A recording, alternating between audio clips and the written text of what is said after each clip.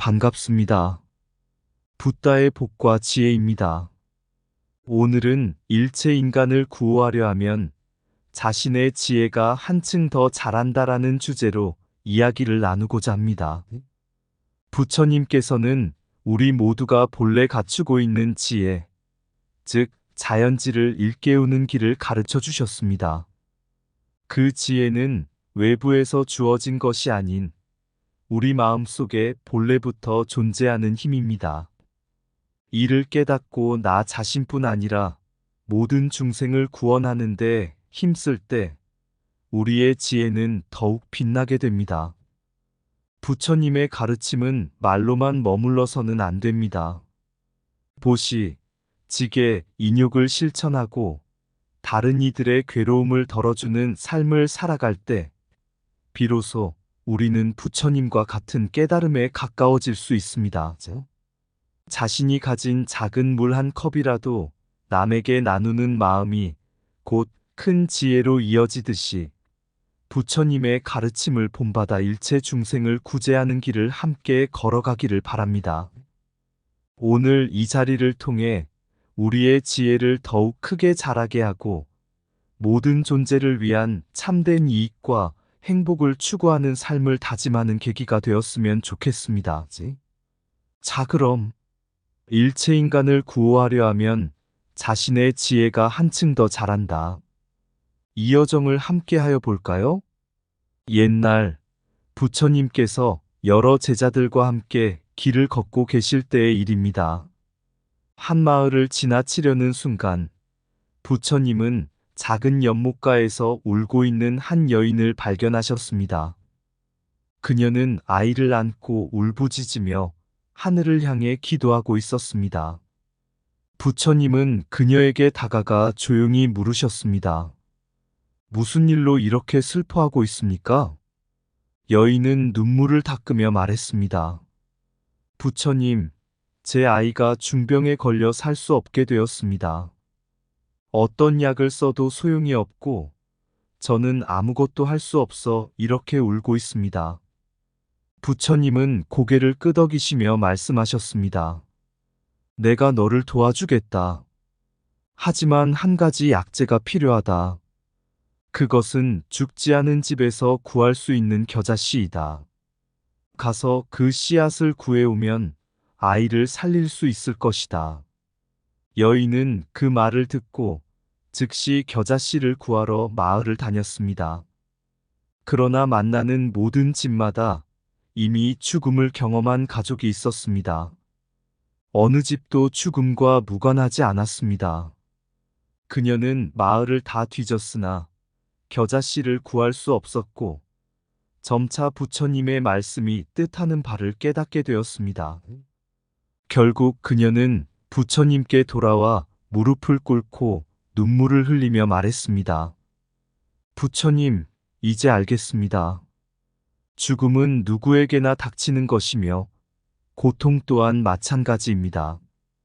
나 혼자만의 고통이 아니며 세상 모든 이가 같은 슬픔을 경험하고 있습니다. 부처님은 부드럽게 미소 지으시며 말씀하셨습니다. 그래, 이제 너는 모든 중생이 고통을 겪는다는 진리를 깨달았다. 모든 생명이 고통에서 벗어나기를 바라며 그들을 돕고자 할 때 너의 지혜는 더욱 자랄 것이다. 이제 너는 너의 슬픔을 다른 이들의 고통을 덜어주는 데 쏟으라. 이 여인은 자신의 슬픔을 이겨내고 부처님의 가르침에 따라 남을 돕는 일에 헌신하게 되었습니다. 그녀는 어려움에 처한 이웃을 돌보고 병든 사람들을 위해 물을 떠다 주며 그들의 고통을 덜어주는 삶을 살았습니다. 그럴수록 그녀의 마음은 평안해졌고 스스로의 지혜가 자라나는 것을 느낄 수 있었습니다. 옛날 어느 날 부처님께서 제자들과 함께 숲속에서 명상을 하고 계실 때였습니다. 그때 한 젊은 수행자가 부처님을 찾아와 물었습니다. 부처님, 저는 끊임없이 공부하고 배우려 하지만 지혜가 깊어지지 않는 것 같습니다. 새로운 가르침을 받아도 금방 잊고 늘 스승에게 의존하게 됩니다. 제가 어떻게 하면 부처님과 같은 지혜를 가질 수 있을까요? 부처님은 잠시 침묵하시다가 제자들을 둘러보시며 한 나무를 가리키셨습니다. 저 나무를 보아라. 그 나무는 스승 없이도 자라나고 하늘을 향해 그 가지를 뻗는다. 그 나무는 누구에게 배우지 않았지만 그 안에 본래부터 자라나는 힘을 가지고 있다. 너도 이 나무와 같지 않느냐? 수행자는 그 말을 듣고 이해하지 못한 듯 고개를 갸웃거렸습니다. 부처님은 미소를 지으시며 말씀을 이어가셨습니다. 너의 지혜는 이미 너의 마음속에 깊이 자리 잡고 있다. 내가 가르치거나 새로운 것을 주는 것이 아니라 너의 본래 지혜를 일깨우는 것일 뿐이다. 진정한 지혜는 스승에게서 받는 것이 아니라 스스로 깨닫는 것이다. 이것이 바로 자연지이며 무사지란다. 스승 없이도 스스로 지혜를 깨우치는 능력이 바로 너 안에 있다. 이 말을 들은 수행자는 깨달음을 얻기 시작했습니다. 그는 더 이상 외부의 가르침만을 의지하지 않고 자신의 마음 깊은 곳에 있는 지혜를 찾아내기로 결심했습니다. 스승인 부처님의 가르침을 되새기며 스스로 명상하고 고유의 내면을 들여다보는 수행에 전념했습니다. 며칠이 지나자 그는 드디어 그동안 찾고 있던 답을 얻었습니다. 그 깨달음은 외부에서 주어진 것이 아니라 이미 그의 마음속에 자리하고 있던 지혜에서 나온 것이었습니다. 그는 다시 부처님을 찾아가 감사의 인사를 드리며 말했습니다. 부처님, 이제 저는 깨달았습니다. 저의 지혜는 이미 저 안에 있었고 그것을 일깨우는 것은 저 스스로의 몫이었습니다. 부처님께서는 저에게 새로운 지혜를 주신 것이 아니라 제 안에 있는 지혜를 깨우칠 수 있는 길을 열어주셨습니다. 부처님은 미소 지으시며 대답하셨습니다. 그렇다. 나의 가르침은 너에게 새로운 것을 주는 것이 아니라 내 안에 이미 있는 지혜를 일깨우는 것일 뿐이다. 너는 이미 스스로 지혜를 깨달을 능력을 가지고 있다. 이것이 바로 자연지이고 무사지이다. 모든 지혜는 외부에서 주어지는 것이 아니라 내면 깊숙이 자리 잡고 있는 본래의 깨달음을 일깨우는 것이다. 스승이 길을 안내할 수는 있지만 진정한 깨달음은 스스로의 마음속에서 비롯된다. 자연지는 이미 우리 안에 존재한다. 지혜는 그저 스스로 깨닫는 과정을 기다리고 있을 뿐이다. 무사지는 스승 없이도 스스로의 마음을 비추어 보는 지혜이다. 부처님은 모든 것을 알지만 그 지혜는 이미 우리 모두 안에 깃들어 있다. 지혜는 배움으로 얻는 것이 아니라 내면을 관조함으로써 발견되는 것이다. 스승은 깨우침의 길을 열어줄 뿐, 그 길을 걷는 것은 자신이다. 지혜를 추구할 때 가장 큰 스승은 바로 자신이다. 배움은 이미 가지고 있는 지혜의 문을 여는 열쇠일 뿐, 새로운 것을 주지 않는다. 본래 지혜는 모든 존재에 깃들어 있으며 그것을 발견하는 것은 각자의 몫이다. 부처님의 가르침은 지혜를 심어주는 것이 아니라 그 지혜를 일깨우는 도구에 불과하다. 모든 지혜는 이미 우리 마음속에 있으며 그것을 키우고 빛나게 하는 것은 스스로의 노력이다. 진정한 지혜는 외부에서 오는 것이 아니라 내면의 성찰에서 자라난다. 스승 없이도 깨닫는 무사지의 지혜는 우리 모두가 가진 고귀한 능력이다. 자신의 마음속에 있는 지혜를 발견하는 순간 외부의 어떤 것도 필요하지 않게 된다. 어느 날 부처님께서 제자들과 함께 마을을 지나고 있을 때였습니다. 그때 한 가난한 여인이 부처님 앞에 다가와 눈물을 흘리며 말했습니다. 부처님, 저는 너무 가난하여 남에게 줄 것도 없고 배운 것이 없어 가르칠 것도 없습니다. 어떻게 하면 보시를 실천하고 중생을 도울 수 있을까요? 부처님은 그 여인의 고민을 듣고 온화하게 미소 지으시며 말씀하셨습니다. 사랑하는 이여, 보시는 물질적인 것이 아닙니다. 보시는 마음에서 비롯되는 것이지 크고 작은 것이 중요한 것이 아니요. 자네가 남을 돕고자 하는 그 마음이 이미 보시이다. 여인은 여전히 혼란스러운 듯 말했습니다. 하지만 저는 아무것도 줄 수 없는 걸요. 빈손입니다. 부처님은 그 말을 듣고 작은 컵을 하나 꺼내 물을 담아 여인에게 주셨습니다. 이 물 한 잔을 누군가에게 주어 보시오. 여인은 당황했지만 부처님의 말씀대로 지나가던 목마른 사람에게 물을 건넸습니다. 목마름을 해결한 사람은 감사 인사를 했고 여인의 마음에는 작은 기쁨이 피어났습니다. 부처님은 그 광경을 보시고 다시 말씀하셨습니다. 지금 자네는 물질적으로는 작을지 모르나 마음으로는 큰 보시를 했다네. 남을 돕는 행위는 그 크기나 값어치에 달려있지 않소. 중요한 것은 진심과 자비로운 마음이지. 이것이 바로 보시의 진정한 의미다. 여인은 눈을 뜨고 깨달음을 얻었습니다. 그녀는 더 이상 자신이 무가치하다고 느끼지 않았습니다. 자신이 가진 작은 것이라도 남을 돕고자 하는 마음만 있다면 그것이 바로 보시임을 알게 되었기 때문입니다. 며칠 후 여인은 마을에서 만난 한 노인을 도왔습니다. 그 노인은 무거운 짐을 지고 힘들어하고 있었는데 여인은 그에게 도움의 손길을 내밀어 짐을 대신 들어주었습니다. 그 노인은 깊은 감사의 마음으로 정말로 고맙소. 당신의 작은 도움이 내겐 큰 구원이 되었소. 라고 말했습니다. 그 이후로 여인은 자신이 가진 작은 것들을 나누고 봉사하며 말이 아닌 행동으로 남을 돕는 삶을 살기로 결심했습니다. 부처님은 이 모습을 보고 제자들에게 말씀하셨습니다. 보시와 인욕은 말로만 하는 것이 아니라 행동으로 실천하는 것이요. 고통 속에 있는 중생을 돕고자 할 때 비록 작은 힘일지라도 그것이 큰 구제의 행위가 될 수 있어. 보살은 남을 위해 고통을 견디며 그 고통을 기꺼이 받아들이고자 하는 마음으로 중생을 구제하려 한다네. 부처님은 이어서 말씀하셨습니다. 보살의 마음이란 자신을 희생하고 고통을 감수하며 남을 돕는 것이요.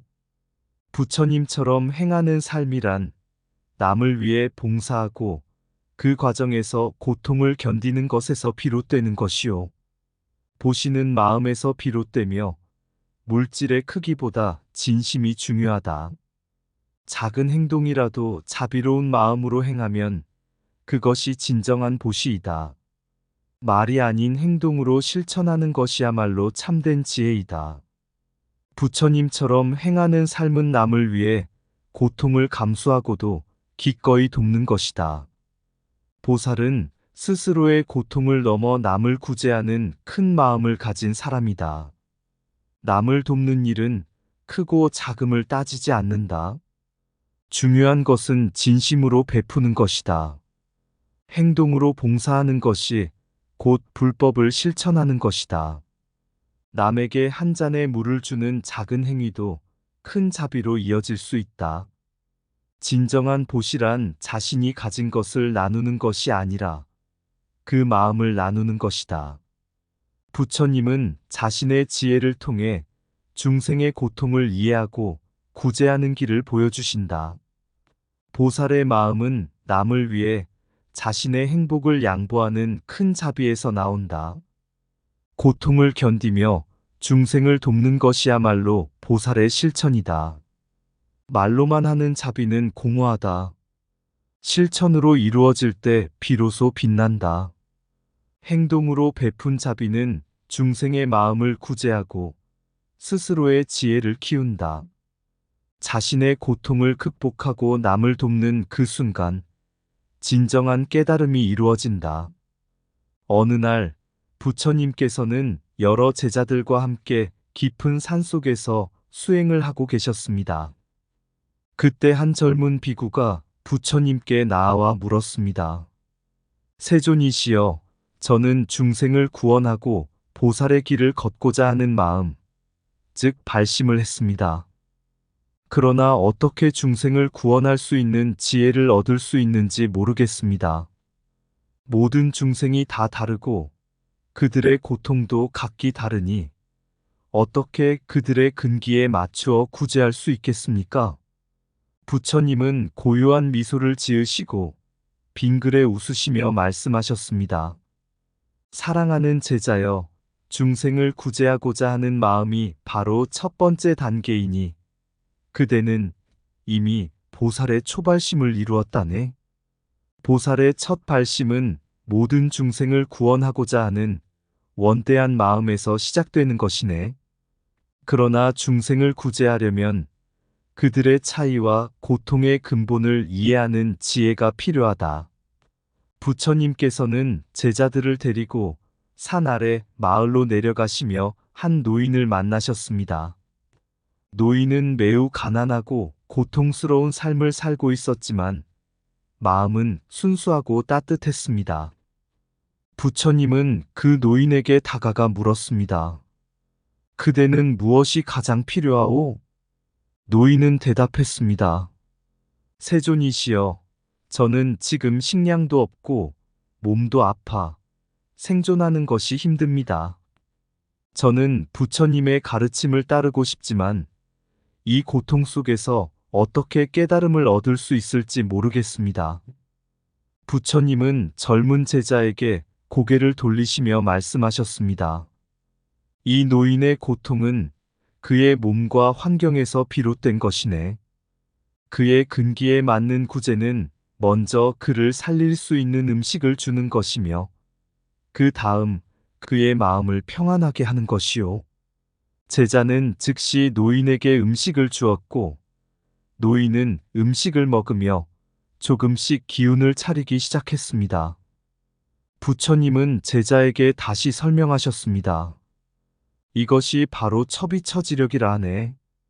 도리와 도리가 아닌 것을 구분하는 지혜, 중생의 처한 상황에 따라 그에 맞는 구제를 하는 것이지.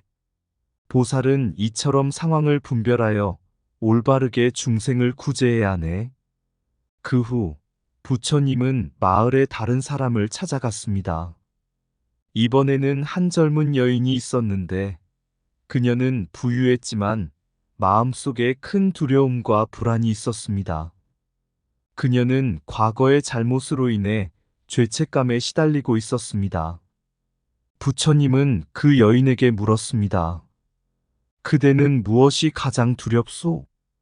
여인은 울면서 대답했습니다. 저는 과거에 많은 잘못을 저질렀습니다. 그 잘못들이 저를 괴롭히며 앞으로도 계속 고통을 겪게 될까 두렵습니다. 부처님은 제자에게 다시 가르침을 주시며 말씀하셨습니다. 이 여인의 고통은 그가 저지른 과거의 업보에서 비롯된 것이네. 이것이 바로 어비숙지력이요. 중생이 과거, 현재, 미래의 지은 업보를 아는 지혜이지. 그녀는 과거의 잘못을 알고 있으며 그 죄책감을 스스로 해결할 수 있도록 도와야 하네. 부처님은 여인에게 위로의 말씀을 건네셨습니다. 그대가 스스로의 잘못을 깨달았다면 이제 그 잘못을 바로잡고 다시는 반복하지 않겠다는 마음으로 살아가면 돼요. 부처님은 언제나 그대를 용서하고자 기다리고 있어. 여인은 부처님의 말씀을 듣고 눈물을 닦으며 새로운 희망을 얻었습니다. 부처님은 제자들에게 마지막으로 말씀하셨습니다. 이것이 바로 중생의 근기와 경계에 따른 구제의 지혜라 하네. 정려 해탈 등 지등지지력이라 불리는 지혜는 선정과 해탈, 그리고 모든 산매를 통해 중생의 마음과 근기를 이해하고 그에 맞는 길을 제시하는 힘이요. 부처님은 덧붙여 말씀하셨습니다. 보살은 이러한 지혜를 하나하나 익혀가며 중생을 구제하네. 처음에는 발심을 통해 큰 마음을 일으키고 그 다음에는 중생의 차이와 경계를 이해하여 각각의 상황에 맞는 구제 방법을 찾는 것이지. 이것이 보살의 길이자 부처님의 지혜의 단계이네. 제자는 이 가르침을 듣고 깊은 깨달음을 얻었습니다. 그는 이제 중생의 고통을 이해하고 그들의 근기에 맞는 구제의 길을 찾는 방법을 배워가며 보살로서의 길을 걸어가기로 결심했습니다. 부처님은 그 제자의 결심을 보고 미소를 지으며 말씀하셨습니다. 중생을 구제하려는 마음을 잃지 않고 그 마음을 실천으로 이어가는 것이야말로 진정한 보살의 길이네. 보살의 길은 모든 중생을 구제하려는 발심에서 시작되며 그 지혜는 중생의 고통을 이해하는 데서 자라난다. 처음 발심한 보살은 모든 생명의 고통을 나의 고통으로 여기고 그 구원을 위해 나아간다. 지혜는 듣고 배우는 것이 아니라 중생의 고통을 자신의 것으로 삼아 몸소 실천할 때 진정으로 열린다. 부처님의 지혜는 처비처지력, 도리를 분별하고 그에 맞게 행동하는 참된 판단에서 나온다. 중생의 근기와 경계는 다르나 그들을 이해하고 구제하는 마음은 하나의 자비에서 비롯된다. 보시와 인욕은 말이 아닌 행동으로 실천하는 지혜이며 그 실천 속에서 진정한 깨달음이 이루어진다. 어비숙지력은 모든 중생의 과거와 미래를 관통하는 지혜이며 그 지혜로 인해 우리는 과거의 업보에서 자유로워질 수 있다. 고통을 피하지 않고 중생을 돕기 위해 기꺼이 그 고통 속으로 걸어가는 것이 보살의 발심이다. 선정과 해탈의 힘은 중생의 마음을 밝히고 그들의 근기와 지혜에 맞추어 올바른 길을 제시하는 것이다. 지혜란 단순히 아는 것이 아니라 모든 생명을 그들의 근기에 맞추어 구제하는 능력을 포함한다. 부처님의 지혜는 모든 중생을 포용하며 그들의 고통에 맞는 구원의 길을 열어주는 자비의 실천이다. 일체지의 지혜는 모든 사물을 밝게 비추며 중생의 차이를 이해하고 그에 맞는 구제의 방법을 찾아낸다. 보살은 단순한 발심에서 그치지 않고 실천을 통해 지혜의 단계를 밟아간다. 부처님의 10가지 지혜는 모든 중생을 위한 것이며 그 중에는 그들이 처한 상황에 따라 올바른 구제의 방법을 아는 힘이 있다. 지혜는 끝없는 수행과 중생을 향한 끝없는 자비 속에서 깊어지며 그 지혜로 보살은 세상을 밝히고 중생을 구원한다. 옛날에 한 보살이 있었습니다. 그는 모든 중생의 고통을 구제하고자 처음 발심하였으나 자신이 가진 지혜가 아직 부족함을 깨닫고 매일 수행에 전념했습니다. 어느 날 그는 산속의 한 외딴절에 들어가 10년 동안 깊은 명상과 공부에 몰두했습니다. 그의 목표는 부처님의 10가지 지혜를 깨우쳐 모든 중생을 구제하는 것이었습니다. 첫 번째로 그는 처비처지력을 터득했습니다. 모든 상황에서 무엇이 옳고 그른지를 명확히 분별하는 능력이었지요. 이를 통해 그는 중생들에게 올바른 길을 제시할 수 있었습니다. 그의 가르침을 받던 사람들은 자신의 삶을 돌아보며 자신의 잘못을 고쳐나갔습니다. 두 번째로 그는 어비숙지력을 얻었습니다. 중생들이 저지른 과거의 업보와 그로 인해 맞닥뜨릴 미래의 결과를 볼 수 있는 능력이었지요. 그는 사람들에게 그들이 과거에 어떤 업을 지었는지를 알려주고 앞으로 어떤 길을 가야 할지 조언을 주었습니다. 세월이 흐르며 그는 부처님의 10가지 지혜를 하나씩 터득해 나갔습니다. 마침내 그는 마지막 지혜인 변치행지력에 도달했습니다. 이 지혜는 중생들이 어디로 태어날지, 그들이 어떤 고통을 받을지를 아는 능력이었지요. 그는 그 지혜를 바탕으로 사람들에게 그들이 다시 고통 속으로 빠지지 않도록 마음을 다해 가르쳤습니다. 그러던 어느 날 한 젊은이가 보살을 찾아왔습니다. 그는 세상에 대한 원망과 분노로 가득 차 있었습니다. 삶의 고통과 불행이 자신에게만 찾아온다고 느꼈던 젊은이는 모든 것을 포기하려 했습니다. 보살은 그에게 다가가 말했습니다. 너의 고통은 너만의 것이 아니다. 세상의 모든 중생이 각자의 고통을 짊어지고 살아가고 있다. 그러나 그 고통을 통해 우리는 더 큰 지혜를 얻게 된다. 너의 마음 속에는 이미 지혜의 씨앗이 있다. 그 씨앗을 키우면 너 또한 남을 구제하는 큰 사람이 될 수 있을 것이다. 그 젊은이는 보살의 말에 깊이 감동했습니다. 그는 자신 안에 있던 분노와 원망을 내려놓고 마음속에서 자라나기 시작한 지혜의 씨앗을 발견하게 되었습니다. 이후 그는 보살의 가르침을 받으며 점차 자신의 삶을 바로잡았고 결국에는 남을 구제하는 큰 지혜를 가진 사람이 되었습니다. 모든 중생의 고통을 이해하며 마음 깊은 곳에서 우러나오는 발심, 그 길은 부처님의 지혜로 가득 차 생명의 빛을 함께 나누는 삶이리라.